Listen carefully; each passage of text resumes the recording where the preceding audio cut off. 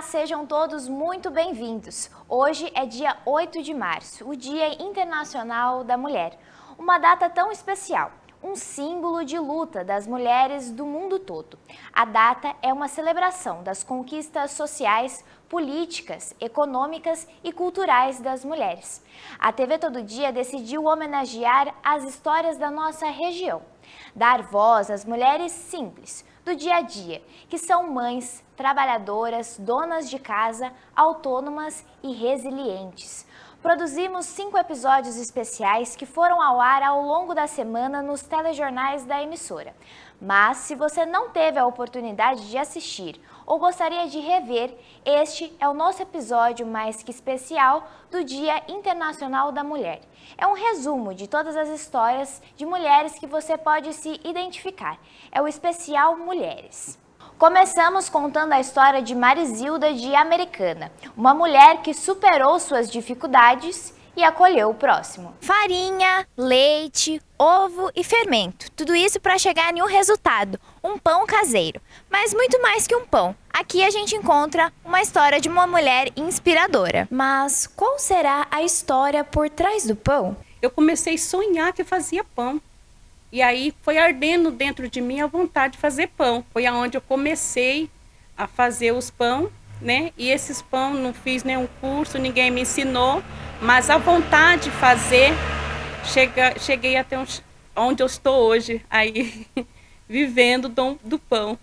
Marizilda, de 52 anos, conhecida como Mari, abre a sua casa e sua história e relembra momentos de dificuldade. Vendi os móveis para comprar comida. Um exemplo de resiliência e empoderamento feminino. Abandonada pelo companheiro e com 3 filhos, enfrentou situações de extrema pobreza, após sair de Americana e ir para Guatapará, interior de São Paulo. A gente ficou uns 3 meses lá. Eu não tinha como trabalhar, é um lugar, é uma cidade turística, né, interior de São Paulo. E não tinha trabalho, não tinha como eu conseguir nada. Vendi os móveis para comprar comida. Vendi todos os móveis. Aí aconteceu, acabou também os móveis, né? Fui pedir nas portas. As pessoas negam de dar comida e quando dá é resto, né? A gente não tem coragem de comer. Aí o que aconteceu? A gente achou um lugar que dava sopão para os andarinos, que dormem na rua. Aí foi aonde a gente pegou um baldinho e foi pegar também aquele sopão para dar para as crianças, né? Porque a menininha de 10 meses parou de andar. A fraqueza foi muito. Aí o que acontecia? Naquele sopão, era um sopão que eles faziam com o resto de verdura de feira, né? E tinha muito bigato. A gente tirava aqueles bigatos e dava na boca das crianças para eles não morrer de fome. Principalmente a nenenzinha de 10 meses. Foi uma situação muito difícil. A gente ficou uns 3 meses lá, nesse sofrimento. Mari foi encontrada por seu irmão, que morava em Sumaré. Pegou uma belina e foi atrás. Me localizou, me achou. A cidade é pequena, né? Ele me achou e me trouxe. Foi uma alegria imensa quando eu vi ele, né? Porque as crianças eram pequenas. E o meu medo era de perder a bebezinha, porque a bebezinha não ficava mais em pé, né? E aí foi uma alegria imensa quando ele me encontrou e trouxe de volta. Ela deu uma nova chance para o amor, conhecendo seu atual marido, e começou a estruturar sua vida em conjunto no bairro Vila Cordenunce, em Americana. Nesse momento, fazer pão se tornou um desejo e fez um propósito. Eu tinha feito um propósito assim, que se eu tivesse uma condição melhor, eu ia acolher as pessoas que tinham necessidade, as pessoas que precisassem dentro da minha casa. E aconteceu, eu acolhi umas 3, 4 famílias. Ela transformou sua vida e de muitas outras pessoas através do trabalho da solidariedade. Com um coração de mãe, Mari comenta que já acolheu cerca de 20 pessoas em sua casa, que ficaram cerca de 3 meses a 1 ano. E conta o motivo dessa boa ação. Por tudo que eu passei, eu senti o que as pessoas passam, como que é uma carência, uma necessidade, né? De um lar, né? Um lar de acolhimento. Então eu sei a dor disso, né? E eu sou mãe, eu tenho uns 4 pessoas que me chamam de mãe, fora os meus filhos. Eu tenho neta de 20 e poucos anos, né, pela minha idade, mas me chama de vó por acolheu dentro da minha casa, né? A Mari do Pão é mais uma história da série especial da Semana da Mulher. No segundo episódio, Celina de Hortolândia foi a protagonista. A incerteza de não saber o dia de amanhã pode despertar também a fé. Celina Dias da Silva, de 59 anos, foi da primeira turma de guardas municipais feminina de Hortolândia em 1994. Hoje ela tem mais de 30 anos de atuação. Com toda a sua sinceridade, ela afirma que quando prestou o concurso, não tinha ideia do que era ser uma guarda. E comenta. Bom, 94 era uma outra história, né? Nós estávamos saindo praticamente da ditadura e para começar uma nova vida. Então, mulheres nas polícias, né, nas corporações, não era assim muito comum igual é hoje. Mas, e a gente, alguns dos meninos ficavam meio assim com a gente, né? Mas eu preciso dizer para você que os nossos meninos aqui de Hortolândia, eles são fantásticos, sabe? Eles tiveram paciência com a gente, eles ensinaram. Tudo que a gente sabe aqui, nós da primeira turma, nós dependemos muito dos nossos amigos. Os amigos que estão hoje, os amigos que já não estão mais, porque muitos já se aposentaram. Infelizmente, muitos já partiram dessa vida também. Mas não foi fácil, a cidade não era fácil. As forças de segurança não eram fáceis. Hoje a gente tem coisas que antigamente a gente não tinha. Antes da guarda, Celina teve uma vida muito difícil. Morava em uma casa bem simples, de apenas um cômodo na área rural. E comenta que começou tudo como patrulheira. E a minha mãe criou a gente com muito sacrifício, porque ela ficou viúva muito cedo. E a cidade de onde eu venho é uma cidade assim que naquela época era rico, rico, pobre, miserável. E adivinha de que lado que eu estava, né? E aí, quando eu tive a oportunidade de ser patrulheira, eu fiz o concurso e passei.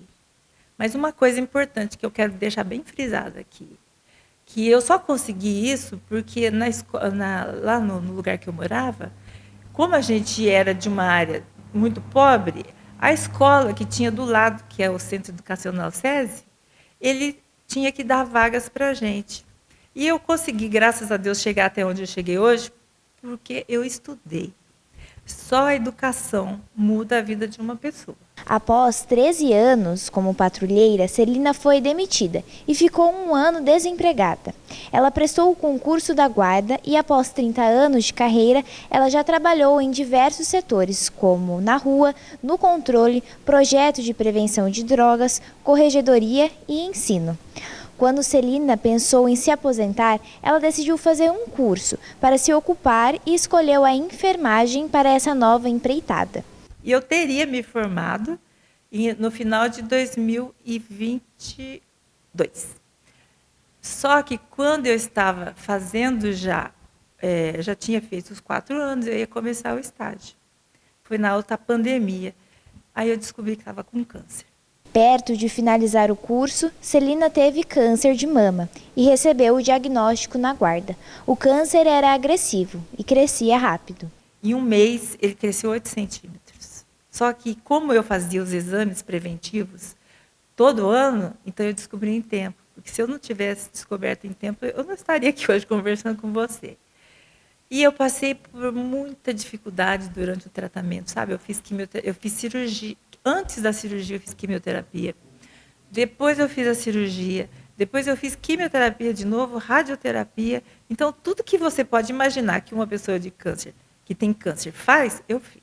Na quimioterapia, Celina desenvolveu a vontade de poder ajudar outras pessoas. Após se recuperar do câncer, ela parte para uma especialização em oncologia, para realizar o seu desejo de fortalecer pessoas que estão na mesma situação que ela já esteve. Então, eu falei, vamos pegar o limão e vamos fazer uma limonada, né? Celina comenta sobre o seu processo de cura. 1 ano de quimioterapia, 1 ano de um tratamento para câncer, equivale a 10 anos da sua vida. Quando eu comecei a fazer o tratamento, eu tinha cabelo preto, eu tinha sobrancelha, eu tinha cílios. Aí chegou um momento que eu não tinha mais nada. Caíram minhas unhas, caiu, sabe? Eu imagino assim, é como uma águia que vai lá para se renovar. Mas, por outro lado, eu aprendi a valorizar o que realmente tem valor nessa vida. Porque, às vezes, a gente se prende em coisas que não têm valor, né? E aí eu aprendi a valorizar isso. E eu aprendi que a gente pode, todos nós podemos ser úteis na vida das pessoas. Em um potinho transparente com papéis coloridos, Celina encontrou sua forma de se fortalecer com pequenas mensagens. Enquanto eu fazia quimioterapia, eu descobri que o câncer ele é muito democrático, né? Ele aceita pessoas brancas, pretas, amarelas, pobre, rica, muito bem instruída, sem instrução nenhuma. E onde tem uma pessoa, sempre ele está precisando de alguma coisa. As mensagens cercaram a vida de Celina, que levou para os hospitais pessoas que precisavam, no seu dia a dia da guarda, com um único objetivo: confortar o coração daqueles que estavam aflitos. As adversidades vêm e vão. A receita é não desistir e permanecer resiliente. Essa é a mensagem que Tia Lê deixa para as mulheres. Letícia de Souza Martini, conhecida como Tia Lê, encontrou na confeitaria uma fonte de renda, driblando as suas limitações. Tia Lê nasceu com retinose pigmentar, uma doença hereditária que causa degeneração na retina, a região do fundo do olho, prejudicando a visão. Ela foi diagnosticada aos 12 anos. Como a doença é hereditária, Letícia teve que receber em conjunto a notícia que ela era adotada. E aí, aos 12 anos, eu fiquei sabendo, e aí eu fui muito médico, e aí, infelizmente, não deu pra fazer. Né? E aí você tem que conviver com ela, né? E aí você vai descobrindo, adaptando a sua vida, né, pra ter uma qualidade de vida. Hoje, ela mora em Nova Odessa, há mais de 20 anos. Mesmo com a doença, ela sempre teve uma vida ativa e relata que trabalhava com comércio e gostava muito, mas teve que se desligar do seu emprego devido ao agravamento da doença. Ficou um pouquinho mais grave a minha retinose depois dos 35, mais ou menos, que aí eu perdi a leitura, eu não consigo ler mais normal. Eu leio só com auxílio óptico, né? E eu tenho problema com mudança de ambiente. Se eu for no sol, eu tenho que estar sempre de óculos. E eu tenho cegueira noturna. Então, por exemplo, se de repente eu não consigo andar na rua sozinha à noite, né? Após a piora da retinose, por volta de seus 35 anos, Lê não consegue mais trabalhar fora e comenta sobre essa transição. No começo, teve várias vezes que eu queria desistir. Mas graças a Deus eu tenho um incentivador, que é o meu marido, que ele sempre me incentivou. E eu gosto, né, de fazer bolo. Eu sempre gostei. Eu acho que bolo, sei lá, dá alegria para as pessoas. Ninguém come bolo sozinho, né? O bolo tá em festa, o bolo tá em reunião. É bacana, né, você pensar no bolo dessa maneira, e eu gosto. Letícia encontrou na confeitaria uma alternativa de renda e se manteve ativa, sendo um novo desafio para sua vida. Hoje, ela utiliza uma lupa de contraste para facilitar a medição dos ingredientes e usa uma assistente virtual para cronometrar o tempo do forno do bolo. Hoje, ela adotou alguns hábitos para prolongar a sua qualidade de vida. Para que eu prolongasse a visão, eu teria que ter bons hábitos, tipo, não consumir bebida alcoólica, não usar nenhum tipo de cigarro, né? E dormir bem, descansar, ter uma boa alimentação. Aí ela me passou vitamina, porque tanto quanto o restante do corpo, né, a gente tem que cuidar também as células oculares também precisam de cuidado, né? Lê é mãe e comenta um pouco sobre sua rotina. Cuido da casa, roupa, comida, é só eu que faço. A comida aqui é só eu que faço, eu sou cozinheira aqui de tudo. Tanto de comida quanto de bolo. Mesmo com a deficiência, ela se dedica em cursos de capacitação e decora as receitas para reproduzi-las. Finaliza compartilhando um recado para as outras pessoas que estão passando por uma situação similar. Então, o que eu digo assim para as pessoas é assim: viver um dia de cada vez, romper os medos, porque medo todo mundo tem, né? E tirar o eu não posso da mente. Tem que tirar o eu não posso, você pode. É só você querer. Já para Thaís, o seu lar nem sempre significou um lugar seguro. Ela teve que enfrentar muitas situações difíceis para chegar onde está hoje, com sua família completa e segura. Que a minha história de vida é realmente para fortalecer outras mulheres. E dizer que se eu passei, né,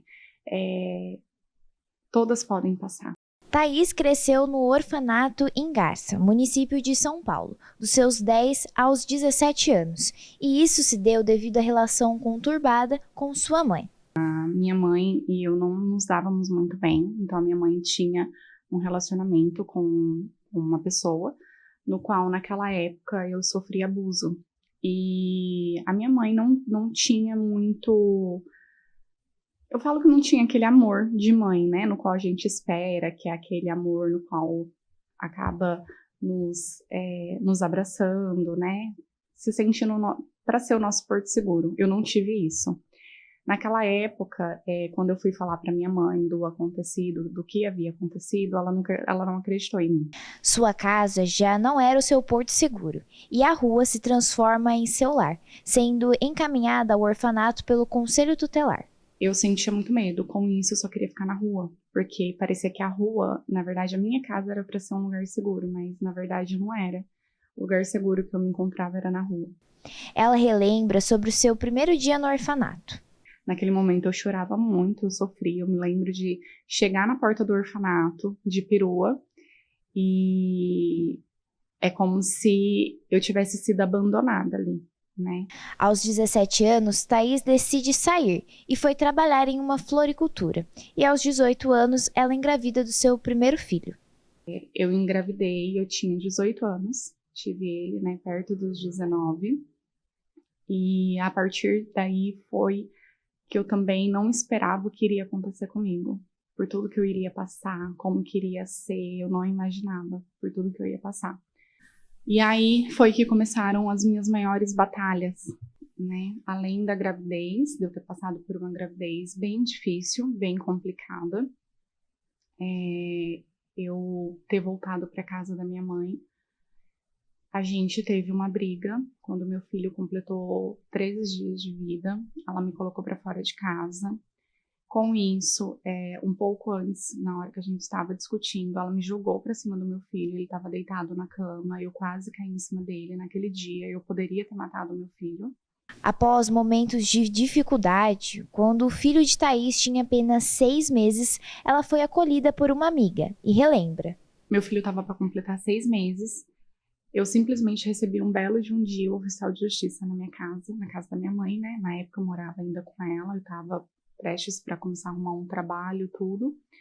E eu recebi um oficial de justiça com papel de que eu teria que sair da casa da minha mãe naquele momento, sem eu ter para onde ir. Eu entrei em desespero, liguei para uma amiga minha, a Pamela, naquele momento, e falei para ela o que estava acontecendo. Ela correu até lá e ela falou: não, o que eu posso te oferecer é a minha casa, você vai ficar lá junto com o seu filho. Na época, minha mãe não deixou nem eu pegar muitas coisas dele, era uma época muito chuvosa, então eu tinha que estar lavando, né, colocando atrás da geladeira para poder secar. Meu filho dormia no carrinho, eu dormia no chão. Era o que ela podia me oferecer naquele momento. Ela consegue um emprego de babá e recebe a notícia. Alguns dias depois eu descobri que eu estava grávida novamente. Eu descobri que eu estava grávida, meu filho com 6 meses, eu grávida. Foi desesperador. Confesso que foi desesperador. Após um período de estruturação, Thaís recebe uma visita surpresa. Sua mãe estava na porta do seu serviço e fez uma proposta. E ela falou que era para eu deixar meu filho com ela. E realmente, naquele momento, o meu coração como mãe só pensava nele, né? Só pensava no bem-estar dele. Porque ele era tudo que eu tinha. E tudo que eu tinha, naquele momento não cabia, né, dentro do que ele precisava. Seu filho mais velho foi morar com sua mãe. E desde então, Thaís passou por diversas casas, até se fixar em uma até o nascimento do seu filho que estava na barriga. Uma semana antes de eu ganhar o meu filho, eu tive uma discussão, eu fui até a frente da casa da minha mãe para poder tentar ver o Cauã, ela não permitiu. E foi quando ela se virou para mim e falou: eu espero que você e essa criança bastarda morra na mesa de parto. Fui sozinha ganhar o bebê na maternidade em Marília. Quando eu cheguei na maternidade, eu fiz a minha entrada, eu fiz a minha internação, eu que fiz tudo. E aí, quando foi que eu comecei a ter as dores de parto, eu só me lembrava do que ela falou, que eu ia morrer na mesa de parto. E aí, uma enfermeira que estava lá naquele momento, o nome dela era Patrícia, e ela segurou a minha mão e ela falou: você não vai morrer, nós estaremos aqui. E ela ficou o tempo todo que eu estive em trabalho de parto segurando a minha mão. Com o nascimento do seu filho, Thaís começa a se estruturar, com um novo emprego, sua casa e o seu bebê, e se mudou para Pompeia, onde reencontrou seu pai que não via há 15 anos. Quando eu falei alô, eu escutei uma voz grossa, falando: alô, filha? E aí era meu pai. Era meu pai. Eu desabei naquela hora porque eu não imaginava, né, que ele poderia entrar em contato comigo, e através da vida daquela mulher eu consegui reencontrar meu pai depois de 15 anos. O contato com o pai levou Thaís para Americana, cidade em que seu pai morava, onde conheceu seu atual esposo, que é casado há 13 anos. Foi quando ela recebeu uma ligação do Conselho Tutelar sobre o seu filho que estava morando com sua mãe. Quando meu filho estava com 8 para 9 anos, o Conselho Tutelar entrou em contato comigo, perguntando se eu aceitaria ficar com meu filho, porque se eu não aceitasse, ele iria morar no orfanato. Foi assim que eu revivi tudo que eu já tinha passado. O orfanato, ele não foi ruim para mim, ele foi a salvação da minha vida, porque diante de toda a exposição que eu estava, né, com abusos, ficando mais na rua, eu não sei o que poderia ter sido da Thaís naquela época. Então, ele foi a salvação da minha vida. Mas não é fácil, né? Você se sentir abandonada, você se sentir sem o cuidado de pai e mãe. Essa situação foi muito difícil. E geraram muitos traumas, né? Existem os traumas que você vai carregar, suas marcas vai ser carregadas para o resto da vida. E através daí foi que eu falei que ele não iria para o orfanato. E eu comecei a tentar entender o que estava acontecendo lá. O porquê que ele estava nessa situação. Porque a minha mãe, por ela, na época, beber muito, não ter um cuidado diário com ele não ia para a escola. Ele inventava, né, que estava com dor, essas coisas para ela poder tirar ele da escola. Então, ela não tinha aquele cuidado com ele. Ele ficava, né, pelo que me foi falado na época, pelo Conselho Tutelar, é que ele ficava até muito tarde na rua, sem cuidado, às vezes descalço, época de frio, sem uma roupa de frio, né? E através disso, eles entraram em contato comigo, explicando toda a situação e perguntando se eu iria ficar com meu filho. E na hora, eu nem hesitei em responder que sim, era meu filho, né? Hoje, Thaís mora com seu marido e seus 3 filhos. E com muita fé, Thaís finaliza. Então, hoje eu posso dizer, eu venci muitas dores, eu venci muitas batalhas. Ficaram as cicatrizes? Sim, mas é para me lembrar de onde que eu vim, é para me lembrar de onde que o Senhor me tirou, o que Ele fez na minha vida, né, através de tantas coisas, de tantas pessoas. O sonho da independência pode ser alcançado, mesmo tendo uma limitação congênita. Essa é a história de Patrícia, que conquistou o que mais desejava: a luta e perseverança, tornando-se uma pequena, grande mulher. A beleza de uma mulher pode ser realçada de diversas formas. A maquiagem é uma delas. Patrícia Aline é maquiadora e tem 46 anos e comenta a realização de um sonho e sua independência profissional. Que é fascinante. É muito bom. Você termina a maquiagem e a pessoa olha para o espelho e fala assim: não parece que sou eu, né? É muito gratificante. Ela foi diagnosticada com displasia congênita na infância, uma condição genética que afeta o desenvolvimento dos ossos, que pode resultar em dores no quadril e alteração na estatura.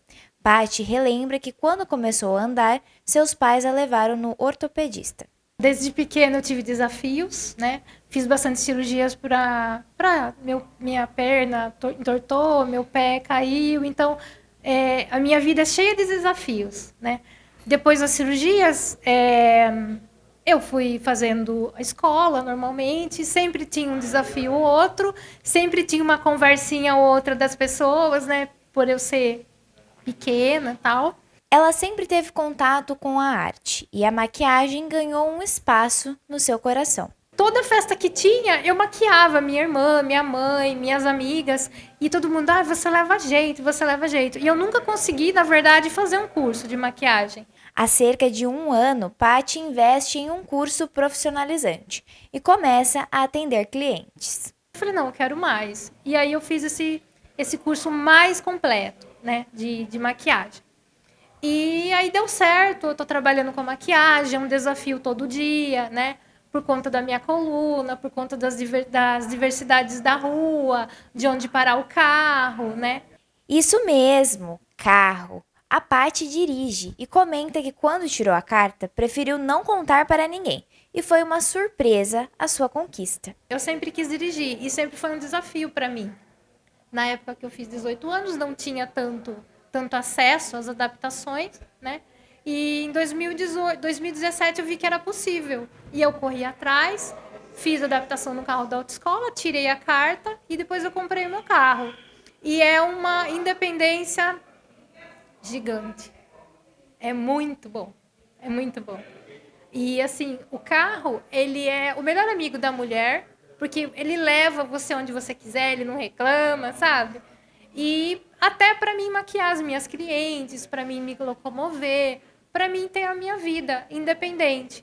Ela relembra um momento de superação e coragem, onde enfrentou um grande evento na área de maquiagem em São Paulo. E sozinha. São Paulo, sozinha, aquele Expo Center Norte que é gigante, eu não conhecia ninguém, eu fui sozinha para lá, então para mim foi um desafio muito grande, né? Teve algumas pessoas que falaram, mas você vai sozinha? E se você encontrar dificuldades? Gente, se eu encontrar dificuldades, eu peço ajuda. Eu peço ajuda. Então, assim, foi um sonho. E lá, como é muito grande, eu acabei pegando aquele carrinho motorizado. No congresso, as pessoas me acolheram também, né? A questão de sentar para o meu pé não ficar balançando e tal. E a questão de fila também me ajudaram, eu tinha prioridade, né? Estacionamento prioritário. Então, foi assim, um sonho gigante realizado. E qual conselho você daria para mulheres que estão enfrentando uma dificuldade, que estão desanimadas? O que você poderia falar para elas?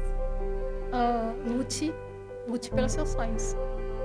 Que mesmo com as dificuldades, a gente consegue. A gente consegue tudo o que a gente sonhar.